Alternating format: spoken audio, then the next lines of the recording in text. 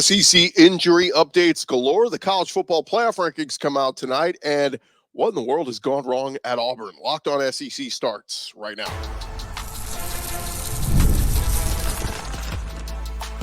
You are Locked On SEC, your daily podcast on the Southeastern Conference. Part of the Locked On Podcast Network, your team every day. And what's up, everybody? Welcome into Locked On SEC. It's great to have you guys along on today's show. We'll get you caught up on the latest news going on around the conference, and we'll be joined by Zach Blackerby, host of Locked On Auburn, to find out what in the world has gone wrong on the Plains. I'm Chris Gordy. Thanks for making Locked On SEC your first listen every day. Shout out to everydayers who are free and available wherever you get your podcasts and on YouTube. Part of the Locked On Podcast Network, covering your team every day. And a reminder, you can start the season with a big return at FanDuel. New customers can place a $5 bet, and you'll get $150 in bonus bets if you win your first $5 bet. Visit FanDuel.com today to get started. All right, let's dive right into it. We got plenty to discuss. Let's go around the conference. Boots out to the right. Takes the handoff.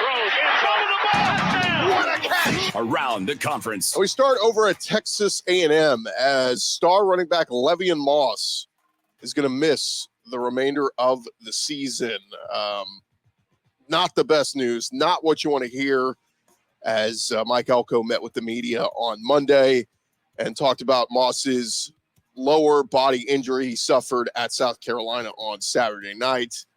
He collided with a South Carolina defender near the sidelines in the first half and limped off, was taken into the medical tent, and then was carted off the field. And not the news you wanted, but Amari Daniels, they've been the 1-2 punch. Amari Daniels can certainly carry the load for A&M, but man, you really miss Ruben Owens, who, they lost before the season, and Elko was asked about the availability of Owens. When will he be back? He said, well, look, he could be back. He's starting to do some things, but like the earliest he could be back is postseason, he said. So we'll see on that one. But Emmitt Smith, his son, EJ Smith, is the other healthy scholarship running back outside of Amari Daniels. So we may see more of EJ, who spent the first part of his career over at Stanford. But, if we're looking at the SEC rushers, leading rushers, pretty crazy. Dylan Sampson from Tennessee leads all rushers in the SEC with 980 yards. Jarquez Hunter is number 2. Le'Veon Moss was 3rd, and now he's done for the season. He's going to fall down this list. Henry Parrish at Ole Miss is 4th. He got banged up. We'll see, how many more games he plays the rest of the way. Jaquindon Jackson at Arkansas is 5th. He's been hurt. The crazy thing is Javante Barnes from Oklahoma, who just had a monster game. He had 200 yards this week. He's 6th in the SEC in rushing. Rocket Sanders is 7th. Diego Pavia 8th. Nate Noel 9th. And Devon Booth 10th at Mississippi State. Not that any of that really matters, but we always like to track who the leading rushers are. But Amari Daniels, I'm sure he's going to climb up this list now. He's 11th in the SEC, so a couple of strong weeks down the stretch, he'll climb there into the top 10, certainly. Other SEC injury news. How about over at Florida? DJ Lagway, he had to exit Florida's loss to Georgia early with that hamstring injury. And Billy Napier saying that, after the game, saying it was pretty significant hamstring injury. Well, despite all that, Billy Napier pretty optimistic about Lagway. The Gators reported Monday that Lagway's injury less significant than the team feared, and that they have not ruled him out for action against Texas this weekend.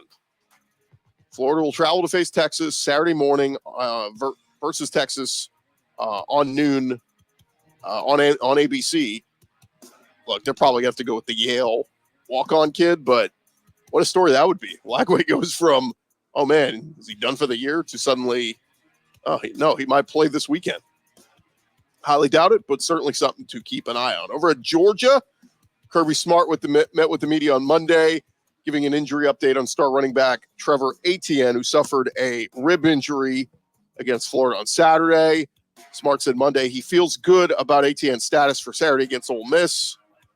Of course, Ole Miss, really good run defense, so they could certainly use him back this week. So feels good, whatever that means for Kirby Smart. But, Kirby doesn't like to give a ton of injury updates, but should see Etienne this weekend. All right, over at Alabama, They will be without one of their redshirt freshman wide receiver, Cole Adams. He's going to miss the remainder of the season due to a lower body injury he suffered against Mizzou. He was unable to put any weight on his left leg after the injury when he left the game.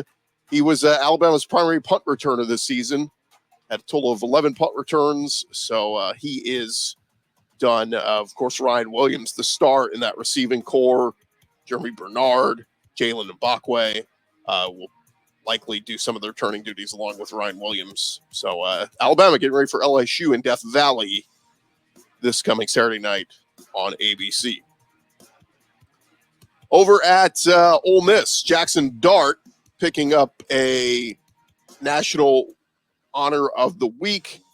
Senior quarterback was phenomenal this past week and certainly getting his praise. He was named the AP Offensive Player of the Week. See what he does this weekend against Georgia. Must win for the Rebels and Ole Miss, but set all kinds of records last week. Breaking school records, Jackson Dart did. Meanwhile, over at Tennessee, the official college football playoff rankings come out tonight, and we'll get a good look at what the committee thinks with their first edition of playoff rankings, where 12 teams are going to get in. So being highly ranked in this first batch of rankings might bode well for your team. But Josh Heupel was asked about the first college football rankings. He said, quote, "Does anybody remember the first rankings last season?" Seriously, I'm asking. Does anybody remember? I don't. So point taken, right? I mean, the first batch of playoff rankings when those came out a couple years ago, I remember Mississippi State and Ole Miss were in the top 4, and then they weren't in it by the end of the year.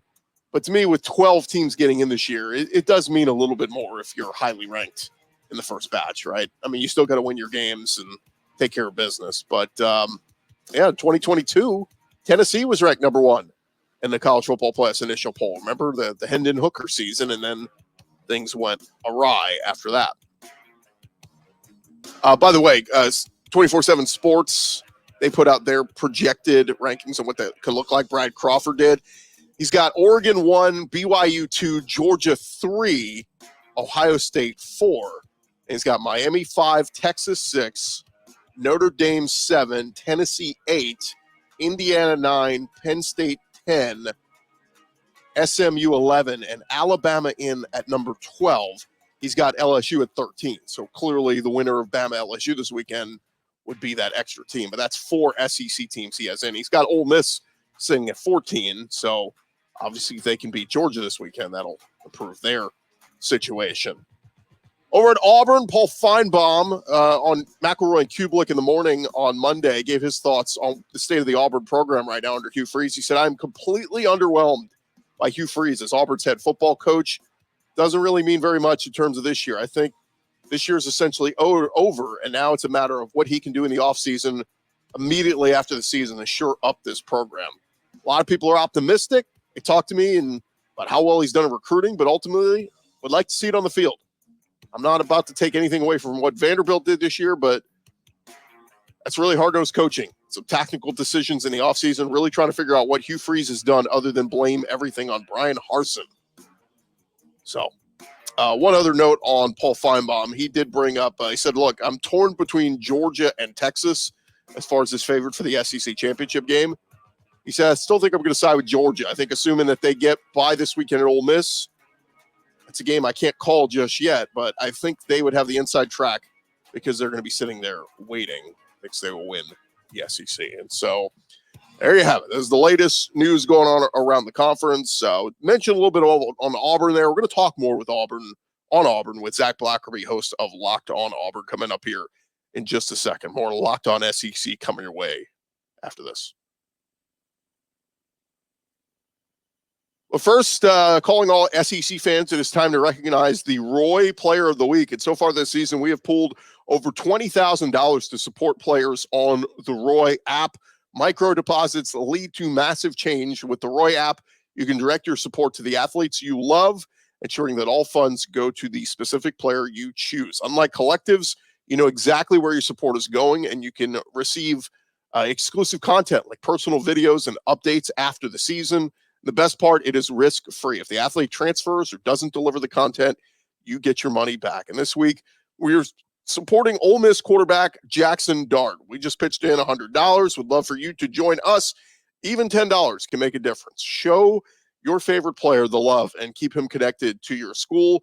Remember, pay today, celebrate tomorrow. Your support sets your team up for success. Plus, don't miss out on Roy's exciting giveaway. You can win 2 tickets to a game this month. Just download Roy, create an account, enter referral code LOCKEDON, and boom, you're entered to win. If you're already on Roy, any contribution to an athlete's campaign also gets you entered automatically. No purchase necessary, void where prohibited. Download the Roy app now. Join the NIL game with no subscription, no fees. And be sure to check them out on Instagram, Facebook, and X at Roy_return on you for more info. Roy, support the players and change the game. Today's episode also brought to you by our friends at FanDuel. Get ready to tackle the season in college and NFL with FanDuel, America's #1 sportsbook. And right now, new customers, you can bet $5 and get $150 in bonus bets if you win. FanDuel Sportsbook app gives you everything you need to place live bets on the NFL all in one place. So when you get a hunch in the middle of the game, go check out the latest stats, view live play-by-play, and so much more on the same page where you place your bets. Just visit FanDuel.com today to get started. You'll start with $100, $150 in bonus bets if you win your first $5 bet. That's over at FanDuel.com. Never waste a hunch. Make every moment more with FanDuel, an official sportsbook partner of the NFL. Run along here, Locked On SEC, part of the Locked On Podcast Network, covering your team every day. Chris Gordy here, joined by our buddy Zach Blackerby, host of Locked On Auburn. And things have not been going well on the Plains at Auburn. It has been a rough go, a rough season. Zach, I'll just start here with a very simple question. What has gone wrong at Auburn this year? Oh my goodness, so many things. And I think a lot of those things are so little, they just add up, and Auburn haven't been able to get out of their own way. I saw it somewhere, Gordy, and I don't know if it was on Discord or a tweet or what, but an Auburn fan said that Auburn has almost made like an art form out of losing because they've lost in so many different insurmountable, improbable ways where it's become almost laughable at this point. You got to laugh to hide the tears and get through the pain. But, we talked about this, whether it was at media days or whether it was, just when we've done these crossovers before. Over the course of the offseason, Hugh Freeze's strategy, at least from the outside looking in, was about, okay, he's making the offense not about Peyton Thorne. He goes out and gets these freshman receivers. He gets Keandre Lambert-Smith. He gets all of these pieces to make it not about Peyton Thorne, which I think on paper makes a ton of sense. But the offense that he's running is all about the quarterback, who happens to be Peyton Thorne. And so when you're asking your quarterback to make all of these decisions super, super quickly, and you're having this miscommunication on the sideline, there's just so much that can go wrong. And in Auburn's case this year, what can go wrong is going to go wrong. And it's been brutal to have an offensive head coach and you score 7 points against Vanderbilt. That's not it's not a good thing. It's not a good feeling for sure. Yeah, it's been wild because, man, like the new receivers have been great. I mean, Keandre Lambert-Smith has been awesome. The freshmen have had their ups and downs, Cam Coleman, and there's been some injuries there and all that. But yeah, it has almost felt like it's been this thing where we promised these freshmen we were going to get them the ball. So we're going to force throw the ball, even if it leads to 3 and outs and we're having to punt. Well, we told them we were going to give them the ball. We're trying to give them the ball, but an incomplete pass kills a drive. And suddenly, it's less possessions. And then there were times where the time of possession was fine, but you turned the ball over at an inopportune time and a long drive leads to 0 points. It just feels like it's been a whole combination of all of that. Yeah, it's so strange. And, I don't know if they told the freshmen, hey, we're going to throw it to you a certain amount of times and they're doing it, but they are throwing the ball more than I think everybody thinks that they should.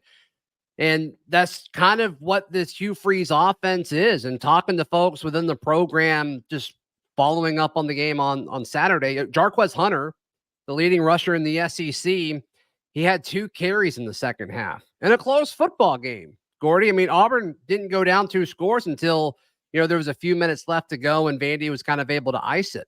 And that's concerning to me because what that says or at least raises the concern of, are you just going to run your offense no matter what? Or are you going to run offense catered to your personnel?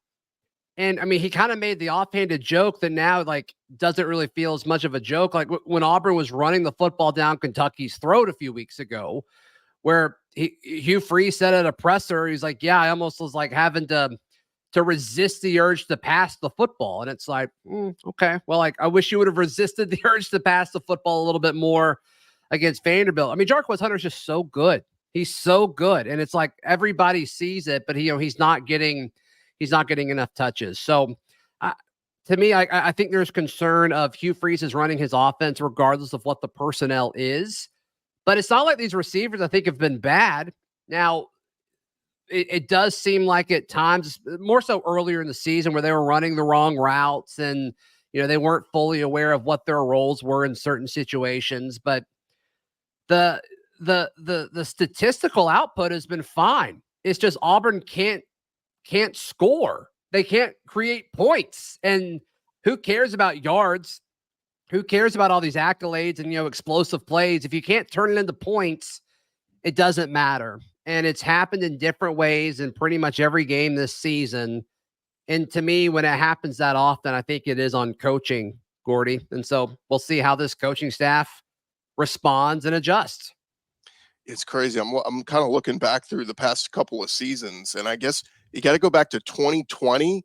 Seth Williams had 760 receiving yards. Keandre Lambert-Smith said 657. Like, he's on pace to possibly get close to 1,000 yards. And it's like, it's been a while since Auburn's had that. It's like, you look at the numbers and it's mind-boggling because it's like 1999 is the last time Auburn's had 1,000-yard receiver. It's insane. It's absolutely insane. Jarquez Hunter is going to be a top 5 rusher in the SEC.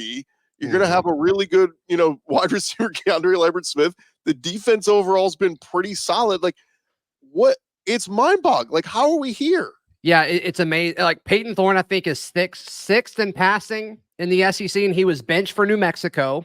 And, Hank put up 300 yards or whatever, 200-something yards in that game. So if you add that to it, it's like the statistical output is there. It's there. It's just this team can't close, and a lot of that has to do with execution on third downs as far as staying on the field. A lot of it has to do with execution in the red zone. Auburn's missed a lot of kicks down the stretch with Towns and Magoo probably playing more than we all expected him to, just due to McPherson kind of battling some sickness and illness. It's been a comedy of errors, and it's like Auburn is so close, and they just keep finding ways to get to trip all over themselves, and it's been a major disappointment. Here they are. They sit at 3-6. If they're able to win out, which is not likely, but what a big if, yeah. You get Louisiana Monroe this weekend, then you get Texas A&M, but you get them at home, and weird things happen at home. And then, of course, you got to go to Tuscaloosa for the Iron Bowl. But I've been saying, if LSU beats Alabama this weekend, and Bama's got 3 losses, how much more motivated are they the rest of the way? And I get it's the Iron Bowl, it's a rivalry, and everybody gives a damn, but how much will these Bama players that have been so conditioned on championship, it's the Nick Saban way, if they got 3 losses at that point, I mean, the game, it's a rivalry game, but there's not really much to play for other than pride. Maybe Auburn could, if they get some momentum here, win these next 2, could have a chance, but that's asking a lot to win out. Yeah, and the frustrating thing about, I mean, there's a lot of it, but I thought Auburn was going to win against Vandy, and then the narrative would have been, okay, you beat ULM after this bye week. What happens after that? Because think about it, if Auburn would have beaten Vandy, their narrative would have been, oh, A&M's gettable. A&M looked terrible against South Carolina. They're going to Jordan-Hare Stadium. Why can't Auburn beat them? And it's just, it stinks because you wasted this potentially really cool scenario where you kind of backdoor your way into a bowl game. You get these extra bowl practices, and you get to give more reps, off-season reps to these really talented true sophomores and true freshmen that are clearly the future of your program. But yeah, a path to a bowl game seems very, very unlikely for Auburn right now. And what's crazy too is you've been in all these games. Like, really, Georgia's the only one that got away from you, but still, midway through the third quarter, you're still very much in that game. Made it a 1-score game, but Cal, you lose by 1 score. Arkansas was close, late in the fourth quarter, and they win by 10. Oklahoma, you had it in the bag until you threw the stupid pick. Yeah, pick six. Missouri, you had the lead. You just couldn't get a stop in the final 2 minutes. And then Vandy, they win by 10, but still you were in it till, late in the fourth quarter. Yeah. And it was a situation where Vandy was about to kick a field goal. You would have been down 6, but you had that leverage call, which was the right call on that field goal to give them first and goal. And then, you mentioned Cal and Arkansas. Like Arkansas, you threw 3 picks in the first half. Cal, you turned it over like 5 or 6 times. I forget how ridiculous that was. But yeah, it's like you were in it. And so there was a series in the Vanderbilt game where, it's just so many like close things happened for Auburn to take it back. And it was just such a good display, almost symbolic of what the season has been, where it's like you're so close, but then something happens. And a lot of the times it's self-inflicted. I'm not saying Auburn's been super unlucky. I think most of it's self-inflicted, but just the fact of the matter is, like, anytime there's an opportunity for somebody to step up, Gordy, nobody's done it. With the exception of maybe some defensive players in Jarquez Hunter against Kentucky a few weeks ago, but that game never really felt close despite what the score was. So I talked to Hank Brown, Auburn's backup quarterback, earlier this week, and I asked him that. It's like, look, it doesn't seem like anybody ever wants to step up in key situations, or surely they want to, but they're not doing it. Like, how do you simulate that in practice to say, who are my dudes who want the football in key situations? And, he said, like, that's kind of the interesting thing about football is, like, you can't simulate pressure until it's there. And it's just, you hope that you have somebody who steps up. And I think Auburn does have those guys who can step up. It's just, we can't see it because there's a quarterback that, and I don't know if it's all Peyton. I think some of it's scheme. I think some of it's O-line. There's so many different things wrong with Auburn's offense, but I just would love to see a situation where Cam Coleman gets a target in a key situation, or Perry Thompson, or Malcolm Simmons, or Keandre Lambert-Smith. One of these younger guys, not KLS, but one of these younger guys that just get an opportunity in a key situation, but the scheme doesn't really take them there. And I don't know. There's a lot of reasons to be frustrated right now for an Auburn fan. To me, I think that's a big one. Yeah. Well, coming up next, we'll take a little trip down memory lane with Zach Blackerby here on Locked On SEC. Ooh. More with Zach Blackerby in just a second, but a reminder to check out our friends Z-Biotics pre-alcohol probiotic drink. It is the world's first genetically engineered probiotic. It was invented by PhD scientists to tackle rough mornings after drinking. And here's how it works. When you drink, alcohol gets converted into a toxic byproduct in the gut. It's this byproduct, not dehydration, that is to blame for your rough next day. Pre-alcohol produces an enzyme to break this byproduct down. Just remember to make prebiotics your first drink of the night. Drink responsibly, and you will feel your best the next day. Step 1, you drink the pre-alcohol. For best results, you make pre-alcohol your first drink of the night. Step 2, you drink responsibly. Pace yourself, hydrate, get a good night's sleep. Step 3, enjoy tomorrow. You wake up feeling refreshed, ready to take on the day. If you want to go check them out and try them out, go to zbiotics.com/LockedOnCollege. You can learn more. Get 15% off your first order when you use Locked On College at checkout. Z-Biotics, they are backed with a 100% money-back guarantee, so if you're unsatisfied for any reason, they'll refund your money, no questions asked. Remember to head to zbiotics.com/LockedOnCollege. Use our code LockedOnCollege at checkout for 15% off. Z-Biotics, go load up today and get started with your tailgating and partying. Drink responsibly, but make sure you load up on Z-Biotics.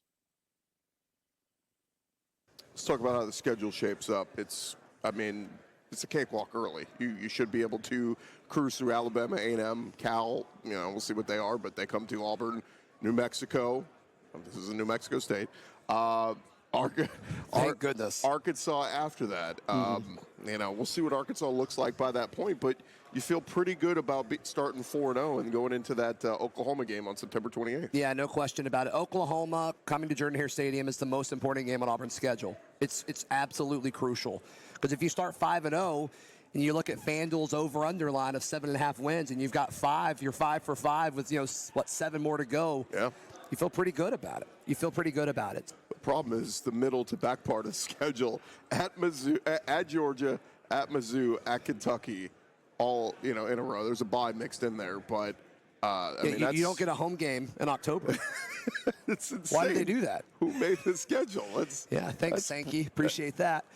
I'm in the camp of if you can get one of those, I'm happy, honestly. The most likely win is Kentucky in Lexington, I would think. I don't think you're going to argue against that. Yeah. But obviously, I think on the road at Columbia is winnable. We'll see. I don't know where you are on Missouri. It seems like everybody's got a different opinion of Missouri. I think they're going to be pretty good. It's a pretty tough final two as well. I mean, it's Texas A&M, but you get them at Auburn and then at Alabama in the Iron Bowl. But it's like you could have 6 wins going into that stretch and go over, and a season that looked like 7-8 wins. All right, we're moving forward. Could suddenly be 6-6, and you're going to Shreveport for a bowl game. Zach, would you take 6-6 and a Shreveport? Oh my gosh, dude. I was so hopeful. I know. Right? Auburn folks were so hopeful. And I talked to a bunch of people that week at Media Days. And of course, that's where that was from. You and I chat down at Media Days on Radio Row. And like a lot of SEC-wide media, national media were like, Auburn's schedule, it sets up nice. Like, watch out for the Tigers. I was told that double-digit times that week. So it's like, I don't think I'm crazy for what I was saying with the context of that time at the time. But man, it's just, it goes to show. We talk about being close, and nobody cares if you're close or not, but just the opportunity that Auburn has let just slip out of their fingertips, because everything that we said just then, I think at the time, was correct. Like Oklahoma was the biggest game of Auburn's schedule, and they should have won it. Like, there's no way you could predict a crappy pick 6 in that situation. You said you thought Mizzou was winnable. It was absolutely winnable. You were right there. Should have won it. Yeah. And then, Kentucky being the most likely. But, man, it's just the way we talked about Cal and Arkansas, and I don't think I was crazy to talk about them that way, because the fact of the matter is, like, Auburn still should have won those games. They just turned it over a million times. And they still almost won it. I mean, it's just no one saw Vandy doing what they did either. I mean, we skipped over that one. We didn't even mention Vandy. Yeah, how crazy. Yeah, it's just it stinks, and you look at Auburn staring 4-8 in the face. I mean, I think that's the most likely scenario. You beat ULM, you lose to A&M, and then you lose to Alabama and Tuscaloosa. Like, that's the most realistic and most likely scenario moving forward. And you're seeing all of these folks say, like, okay, well, Hugh's record is the same as Harson's was at Auburn. Now it's technically worse after the Vandy loss. And that's fine. Like, you can compare those two, like, but the context is not the same here, in my opinion, because of what's coming. I mean, you had a top 8 class, and you're seeing those guys. I mean, those freshmen, like, they're legit good. And it's not that they're gonna be good. They're already good by SEC standards. So Marcus Riddick, Caleb Harris, Jay Crawford, Malik Blockton, Amaris Williams, like, they're all over the field whenever they're in. And they're playing 40 snaps a game now. It's incredible what they're doing on the defensive end. And then obviously Cam Coleman has been great. But to me, like, if you can just keep those guys here, and most of them seem to really like it here, and you bring in this other class that's going to be a top 5 class probably when it's all said and done, like, you can see the path to the future working out. They've just got to fix an offense, Gordy, that is systematically broken. And you can't do that over a bye week. You can't do that once the season starts. I don't think they realized it was systematically broken until it was too late, and you can't do anything about it at this point. Yeah, and a new system, retweaking the system, and a new quarterback will help. Just 2 more things real quick. DJ Durkin, I saw somebody tweeted out the other day and said he deserves, like, some serious consideration for, like, Assistant Coach of the Year award with what he's done. Like, if the offense had lived up to what they were supposed to be, we'd be talking about DJ Durkin as one of the offseason, one of the best hires of the offseason, because, my God, look at what he's done with this defense. Yeah, he's been incredible, and he's adapted, and he's used youth, and it seems sustainable because a lot of these guys are going to be contributors returning and, being true sophomores and true juniors. So it's going to be super, super fun to see them kind of grow and develop, and they don't have to go through like a whole new install in spring and fall. So that's going to be super cool to see. I mean, he won't get the credit because he's the DC for a probable 4-8 football team, but yeah, he's been exceptional. No question about it. Last thing, where do we go with Hugh here? I mean, there's talk of people saying, let's just fire him. I mean, look at his record. His record is now worse than Brian Harson's was when they decided to fire him. I mean, you mentioned it's a saving grace, sitting with a top 5 recruiting class as it stands right now. And by the way, signing day is a month from now. So, I mean, that's coming up quick. If a bunch of kids are going to jump ship, well, they ought to start doing it quickly because signing day is almost here. But yeah, and it doesn't seem like they are. And I just did a show on this, Gordy, about like the chasm is so wide between on-field results and off-field results, where like this has to be a short-term thing or it's just not going to work. But the difference is staggering. And you're seeing all these kids go on podcasts and tweeting out like how much they love Auburn, and they're publicly recruiting other guys to join them. Like, I don't think these recruits are going to jump ship. You may lose 1 or 2, but I don't know who they are. I don't know who they would be. I'm not saying it's impossible. And with the NIL, being legally being able to be used for recruitment, like you just never fully know until they've sent in that NLI. But man, like they seem like a really solid group. You're able to, I mean, you're losing over and over and over again. You're flipping quarterbacks from Notre Dame as well as, players from all over the place. So I don't think firing Hugh Freeze, I haven't heard it from anybody who like carries any weight. I don't think that's being discussed internally at Auburn at all. Now, if they do this again next year, yes, like you have to have that conversation. But to me, like internally, Hugh Freeze has said this too. Like it's always been about 2025. And to me, if that's the case, like you got to think they're going to hit the transfer portal hard, whether it's for a quarterback or more receivers or offensive linemen. We'll see. But yeah, Auburn's going to be a younger team, and I think they're going to be a really, really good team. But they've got to fix the offense, and I think you do that with personnel. But they're going to have to make some changes to their offensive coaching staff for sure. Yeah, it's a shame you can't get Diego Pavia another year of eligibility. You could get him finally under Hugh going 3-0 against Hugh in his career. Real quick with Auburn, you're at Baylor, which is winnable. They're a mess right now. Your other road games at Arkansas, at Oklahoma, at A&M, and at Vandy. I mean, A&M probably your toughest road game in there. And then you get Bama at home, you get Georgia at home, you get Mizzou and Kentucky at home. So, I mean, yeah, the schedule sets up, I think, better next year. It's easier next year than it was this year. Yeah. But what does that mean? What does that mean if you can't score but a touchdown against Vanderbilt? What are we doing? He is Zach Blackerby, still doing a great job over at Locked On Auburn, all things considered. Zach, let everybody know where they could find all your stuff. Yeah, it's basketball season, Gordy. No, we're still finishing the football season strong, and like you said, signing days coming close, as well as the transfer portal opening up. And so, yeah, if you want Auburn stuff, same way you're consuming this show, Locked On Auburn is there, whether it's on YouTube or wherever you get your podcasts. Great stuff, Zach. We'll do it again real soon. Thanks, man. Thanks, buddy. All right, that's Zach Blackerby there, host of Locked On Auburn. I'm Chris Gordy, host of Locked On SEC. Thank you guys for making us your first listen every day. And hey, for your second listen, check out Zach with Locked On Auburn. We'll be back tomorrow talking all things SEC right here on your home for all things SEC, Locked On SEC.